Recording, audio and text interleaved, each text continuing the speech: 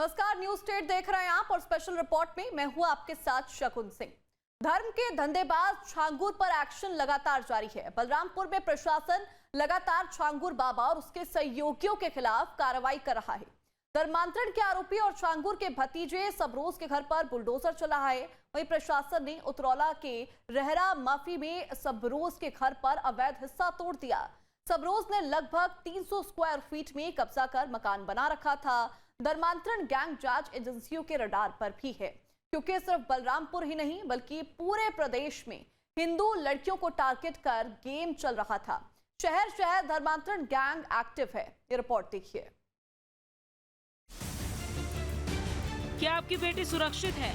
क्या आपकी बेटी किसी ऐसे जाल में फंस तो नहीं रही जहां धर्म के धंधेबाज उसका दिमाग खरीद रहे हों? क्या आपने कभी सोचा है कि इंटरनेट पर रोज होने वाली एक अनजान बातचीत आपके पूरे परिवार की आस्था की नींव हिला सकती है, आपके पूरे परिवार पर कहर बनकर टूट सकती है, क्योंकि छांगुर जैसे पता नहीं कितने लोगों की नजर आपकी बेटी है और टारगेट सिर्फ एक धर्मांतरण। इधर छांगुर गैंग पर पुलिस का एक्शन जारी है। धर्मांतरण के आरोपी छांगुर के भतीजे सबरोज पर पुलिस का शिकंजा कसा है।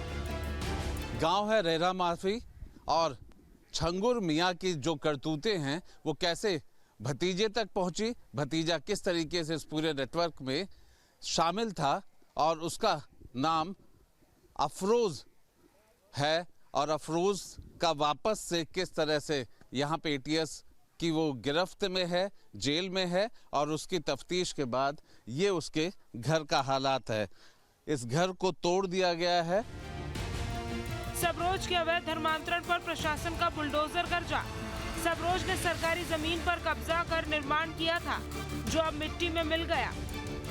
ये देखिए, सरकारी भूमि ये नवीन प्रति पर अवैध निर्माण करके मकान बनाया गया था, तो उसको कानूनी प्रक्रिया का पालन करते हुए उसको अवैध निर्माण को हटाकर सरकारी भूमि को मुक्त कराया गया। क्या मतलब आमतौर पे बात होती है कि जो उनको नोटिस वगैरह लीगल दी जाती है, क्या वो नोटिस वगैरह मिल चुकी थी पहले? पूरी कानूनी प्रक्रिया का पालन करते हुए सारी कार्रवाई की गई है। एक बात यहाँ के लोग कह रहे हैं कि प्रधानमंत्री आवास के अंतर्गत बना था, क्या बात सही है? ये सरकारी भूमि पर अवैध निर्माण था, उसी को हटवाया गया है। सबरोज नामक व्यक्ति जो कि उसमें मुलजिम है उस मुकदमे में, और ये उनका पैतृक गांव है, तो यहाँ पे सुरक्षा व्यवस्था के दृष्टिगत एक कंपनी पीएससी और साथ में 4 थानों की फोर्स को लगाया गया है। जो आप ये देख रहे हैं मलबा, ये सबरोज के मकान का मलबा है जो सरकारी भूमि में बना हुआ था, उसे आज यहाँ ध्वस्त किया गया है। कप्तान साहब, क्या यही एक है या चूंकि तफ्तीश में तो और भी बहुत सारी चीज़ें आ रही हैं? अभी तफ्तीश चल रही है, विवेचना चल रही है और जैसे जैसे जो आगे आएगा उस मुताबिक कार्रवाई की जाएगी। छांगुर के चेले बदर पर भी जांच एजेंसियों की नजर है।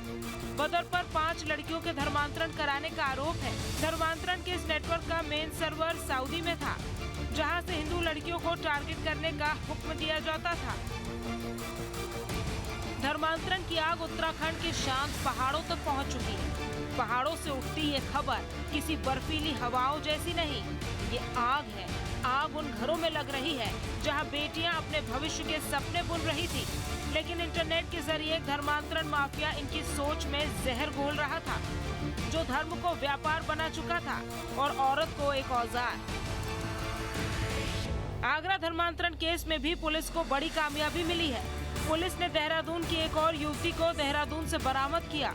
युवती ने अब्दुल रहमान और आयशा पर चौंकाने वाले खुलासे किए हैं। ये पहले सोशल मीडिया पर लड़कियों से दोस्ती बढ़ाते थे और फिर लव जिहाद का शिकार बनाते थे। अबू तालिक नाम के शख्स ने युवतियों को फेसबुक पर मैसेज किया।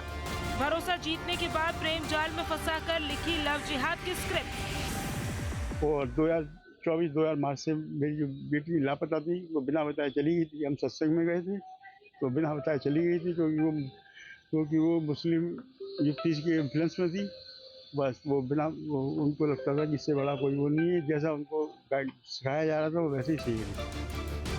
अबू तालिक ने ही इस युवती को आयशा से मिलाया, जिसके बाद आयशा ने ही युवती को अब्दुल रहमान से मिलाया, जिसके बाद हुआ असली खेल। बोलो तो जबरदस्ती और धर्मांतरण। जांच में खुलासा हुआ है कि युवती को नाम की एक लिस्ट दी गई थी, जिसमें झारखंड के अयान का भी नाम था। पुलिस से बचने के लिए आयशा कीपैड वाले फोन का प्रयोग करती थी। वो सिम को अपनी आईडी पर नहीं लेती थी। मुझे कांटेक्ट किया अबू तालिब ने फेसबुक पे, अपने दीन की बातें बता रहा था वो, तो मैंने जानकारी हासिल की इस्लाम की उससे। फिर उसने मुझे शादी के लिए फ़ोर्स किया, तो तब से हमारी बात होती थी 2019 से। फिर उसके बाद उसने धीरे धीरे अपनी फैमिली से भी कांटेक्ट कराया, अपनी सिस्टर सुमैया से और सफ़िया से, और फिर उसके बाद उसने मेरा आयशा से कांटेक्ट कराया, अब्दुर्रहमान से कांटेक्ट कराया। आगरा में धर्मांतरण को लेकर हिंदू संगठनों में जबरदस्त गुस्सा है। धर्मांतरण के दंश से छात्राओं को बचाने के लिए हिंदू संगठनों ने स्कूल के बाहर पाठशाला भी लगाई। इस दौरान चंदन लगाकर छात्राओं को कलावा भी बांधा। देखिए, आक्रोश की सीमा तो नहीं है कि प्रत्येक समाज के अंदर प्रत्येक जगह पे इसका आक्रोश हो रहा है और मीटिंग की जा रही है कि हम अपने बच्चों को कैसे बचाएं। जो आने वाला समय है, तो हमारे छोटे बच्चे आगे जाके जाल में फंसेंगे, उनको लेकर जगह जगह मीटिंग हो रही है। और साथ ही साथ जो सिंडिकेट का खुलासा हुआ है, अब जो होना है, उसके अंदर हम देख रहे हैं कि जो गैर समुदाय के हैं वो पहले हिंदू थे। कौन सी ऐसी वजह है कि जिनको उनको उस समय पे धर्म परिवर्तन करना पड़ा? कहीं ना कहीं ये सोचने का विषय है और गंभीर विषय है। गजवाए हिंद की बिसात सिर्फ आगरा तक ही महदूद नहीं है। नोएडा में भी हिंदू लड़की को पहले प्यार के झांसे में फंसाया गया, फिर हैवानियत और अंत में धर्मांतरण की कोशिश। पीड़िता ने सेक्टर 113 थाने में आरोपी के खिलाफ शिकायत की है। पीड़िता का आरोप है कि सैलून कर्मी उस पर जबरन रोजा रखने का भी दबाव बनाता था। नोएडा के थाना सेक्टर 113 इलाके के सैलून में काम करने वाली एक महिला ने एक मुस्लिम युवक पर गंभीर आरोप लगाए। महिला ने आरोप लगाए कि सैलून में काम करने के दौरान उस युवक ने पहले उससे दोस्ती की और दोस्ती करने के बाद शादी का झांसा देकर शारीरिक शोषण किया। जब महिला द्वारा उस युवक से शादी करने की बात कही गई तो युवक द्वारा उससे कलमा पढ़वाया गया, धर्म परिवर्तन करने का दबाव बनाया गया और इस तरीके के गंभीर आरोप लगाने के साथ साथ महिला ने युवक पर मारपीट करने का भी आरोप लगाया है। साथ ही जब महिला ने ज़्यादा शादी करने का दबाव बनाया तो युवक उस महिला को छोड़कर फरार हो गया है। फिलहाल महिला द्वारा थाना सेक्टर 113 में शिकायत दी गई है। पुलिस अधिकारियों का कहना है कि पूरे मामले में एफआईआर दर्ज कर ली गई है और एफआईआर दर्ज करने के बाद आरोपी युवक की गिरफ्तारी के लिए टीमों का गठन कर दिया गया है। महिला का ये आरोप है कि पिछले काफ़ी दिनों से युवक उससे जबरन धर्म परिवर्तन का दबाव बनाते हुए कलमा पढ़वाने का प्रेशर भी दे रहा था और उस प्रेशर के बाद ही शादी करने के लिए कहा था कि जब वो कलमा पढ़ेगी, धर्म परिवर्तन करेगी, उसके बाद उसके साथ शादी करेगा। लेकिन इसी बीच युवक युवती को छोड़कर अब फरार हो चुका है। अलीगढ़ में धर्मांतरण का खेल धड़ल्ले से चल रहा है।